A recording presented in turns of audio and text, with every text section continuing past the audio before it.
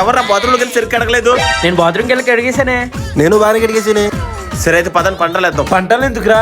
Bachelor room లో పని చేయడానికి కన్ఫ్యూజ్ అయినప్పుడు మేము పంటలు వేస్తాంరా. పంట ఎద్దు కానీ పద. నేను పొద్దు నుంచి బాత్రూమ్కి వెళ్ళలేదు, నేను ఎందుకు వేస్తాను రా పంట? నువ్వు బాత్రూమ్కి వెళ్ళకపోయినా పంటలు వేయాల్సిందే, అది మా రూల్స్.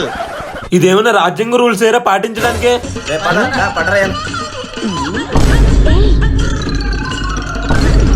అమ్మయ్య నేను పండిపోయాను. పన్నోళ్ళరా బాత్రూమ్ అడగాలి, వెళ్ళి అడుగు.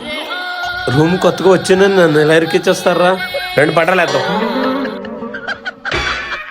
మళ్ళీ నేనే పండాను. అయితే గిన్నెలు కడుగు.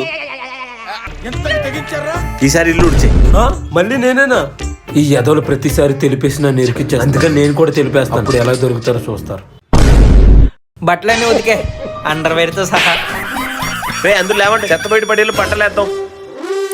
ఈ పాడదాన్ని పంటలు వేయడం ఎందుకురా? నేనేంటి పారేస్తానులే. వీడికి అర్థమైపోయింది.